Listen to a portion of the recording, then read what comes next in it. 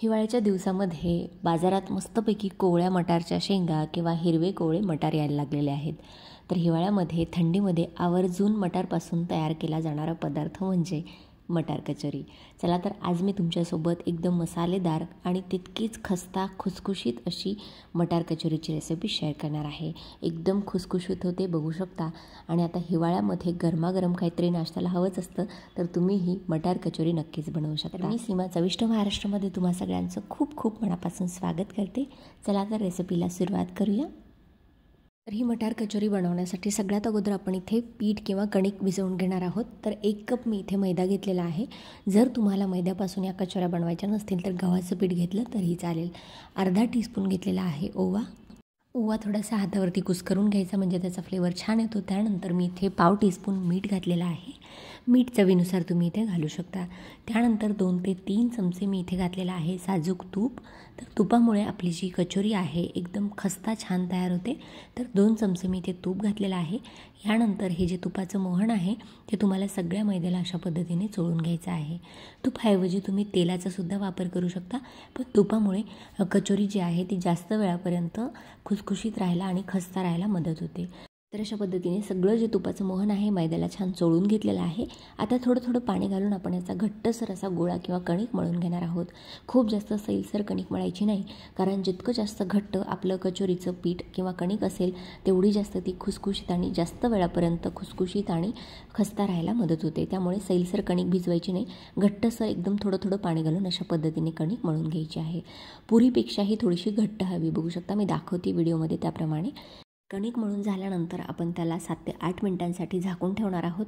तोपर्यंत आपण जी कचोरी आहे त्यामधलं आतलं जे मटारचं सारण आहे, स्टफिंग आहे, ती बनवून घेतोय.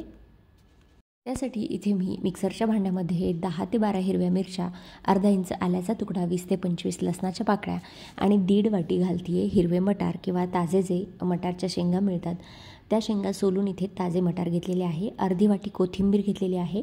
जर तुमच्याकडे ताजा मटार नसेल तर तुम्ही फ्रोझन मटार वापरला तरीही चालेल. त्यानंतर अर्धा चमचा मी इथे घालतीये जिरं. आणि मटार आपण अजिबात भाजून वगैरे घेतलेलं नाही आहे, कच्चा हिरवा मटार घेतलेला आहे, पण फ्रेश आहे, कोवळा आहे, त्यामुळे याला भाजायची गरज पडत नाही. मिक्सरला अगदी जाडसर याचं वाटण तयार करून घ्यायचं आहे. खूप जास्त फाईन किंवा बारीक याची पेस्ट करायची नाही, पाणी घालायचं नाही.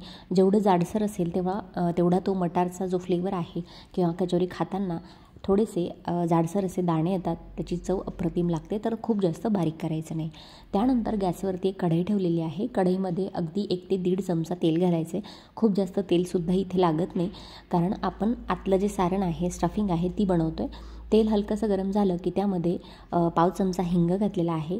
एक मध्यम आकाराचा कांदा बारीक चिरून घातलेला आहे.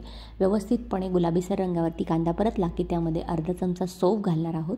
सौंफमुळे जी कचोरी आहे त्याची टेस्ट अजून जास्त छान होते, तर नक्की घाला, अजिबात स्किप करू नका. त्यानंतर कांदा हलकासा परतून झाला की लगेचच आपण जे हिरव्या वाटाण्याचं किंवा मटारचं जे वाटण तयार करून घेतलेलं होतं ते ह्याच्यामध्ये घालून घेऊया. मस्तपैकी तिखट आणि खुसखुशीत अशी ही आता हिवाळ्याच्या सीझनमध्ये मार्केटमध्ये मटार स्वस्तसुद्धा मिळायला लागलेले आहेत. तर तुम्ही अशा पद्धतीने ही कचोरी नक्की बनवून बघा, एकदम मस्त लागते. आणि सकाळी सकाळी नाश्त्याला काहीतरी हवंच असतं तर तुम्ही नक्की मुलांसाठी सुद्धा, डब्यालासुद्धा, नाश्त्यालासुद्धा बनवू शकता. त्यानंतर 2 मिनटं जे सारण आहे ते परतून घेतल्यानंतर आपण याच्यामध्ये बाइंडिंगसाठी एक उकडलेला बटाटा घालणार आहोत. चवीनुसार मीठ घातलेला आहे, अर्धा टीस्पून. त्यानंतर मी इथे अर्धा चमचा घातलेला आहे चाट मसाला. त्यानंतर अर्धा चमचा घालतोय आपण गरम मसाला. आणि व्यवस्थितपणे सगळे मसाले आपण याच्यामध्ये मिक्स करून घेऊया. अजून फक्त 2 ते 3 मिनिटांसाठी याला परतून घ्यायचं आहे. आता हे जे सारण आहे, स्टफिंग आहे, ती तयार झालेली आहे. वरतून भरपूर अशी कोथिंबीर घालूया. आणि हे जे सारण आहे तुम्ही 3 ते 4 दिवसांसाठी फ्रीजमध्ये स्टोअरसुद्धा करू शकता, म्हणजे जेव्हा हवं तेव्हा तुम्हाला याची कचोरी किंवा मग समोसे असतील ते बनवता येतील. तर अशा पद्धतीने आता हे सारण तयार आहे. खूप जास्त गरम आहे, अगोदर थंड करून घेऊया, नंतर याच्या कचोऱ्या बनवूया. तर सारणही आपलं थंड झालेलं आहे आणि तोपर्यंत आपण जो मैदा भिजवून ठेवलेला होता ते कणिकसुद्धा छान मुरलेलं आहे. तर आता कचोरी कशी बनवायची ते बघूया. लिंबापेक्षा थोडासा मोठ्या आकाराचा गोळा घेतलेला आहे. तर पुरी एवढं सुरुवातीला तुम्हाला याला लाटून घ्यायचं आहे. आणि त्यानंतर थोडंसं जर मैदा किंवा कणिक लागली तर याला लावून घेऊ शकता. आणि त्यानंतर भरपूर असं 2 ते 3 चमचे मी सारण याच्यामध्ये भरलेलं आहे. सारण शक्यतोवर थंड इथे असावं याची काळजी घ्यायची आहे, कारण जर गरम सारण असेल तर आपली जी कचोरी आहे ती नंतर नरम पडण्याची शक्यता असते. सारण भरल्यानंतर जशी आपण पुरणपोळीचं तोंड बंद करतो सेम त्याच पद्धतीने तुम्हाला याच्यामध्ये सारण भरून उरलेलं जे एक्स्ट्राचं कणिक आहे ते अशा पद्धतीने काढून घ्यायचं आहे. म्हणजे आपलं जे सारण आहे काठापर्यंत पोचतं आणि मस्त आपली भरगच्च सारणाची अशी ही खसखुशीत कचोरी तयार होते. त्यानंतर सारण भरल्यानंतर हातांनीच तुम्हाला बोटाने अशा पद्धतीने सारण पसरवून घ्यायचं आहे. आणि त्यानंतर कचोरी लाटायची नाही आहे, हातानेच दाबून घ्यायची आहे, कारण जर लाटली तर मग कचोरी फुगत नाही किंवा गोल टम्म आकार धरत नाही. त्यासाठी तुम्हाला हातानेच दाबून घ्यायचं आहे. सुरुवातीला पुरी एवढा जो लिंबाचा गोळा आहे तो लाटून घेतल्यानंतर याच्यामध्ये भरपूर सारण भरायचं आहे. अशा पद्धतीने जशी आपण पुरणपोळी सारण भरल्यानंतर बंद करतो त्याच पद्धतीने करून घ्यायची आहे. आणि उरलेलं एक्स्ट्राचं जे वरचं पीठ असतं ते तुम्हाला काढून घ्यायचं आहे. ही गोष्ट जर लक्षात ठेवली तर अगदी टम्म फुगणाऱ्या कचोऱ्या आणि एकदम खुसखुशीत तयार होतात. अशा पद्धतीने बंद करून घ्यायचं आहे व्यवस्थित, नाहीतर थोडंसं पाण्याचा हात लावला तरीही चालेल. आणि बोटांनी अशा पद्धतीने सारण सगळ्या ठिकाणी पसरवून घ्यायचं आहे, म्हणजे काठापर्यंत सारण पोचतं. तर याच पद्धतीने आपण बाकीच्यासुद्धा कचोऱ्या तयार करून घेणार आहोत. त्यानंतर कचोरी तयार करून झाली की आपण याला तेलामध्ये तळून घेणार आहोत. तर कचोरी किंवा समोसे जे खस्ता पदार्थ आहेत ते तळताना एक गोष्टीची काळजी घ्यायची, ती म्हणजे तेलाचं टेम्परेचर खूप जास्त महत्त्वाचं असतं.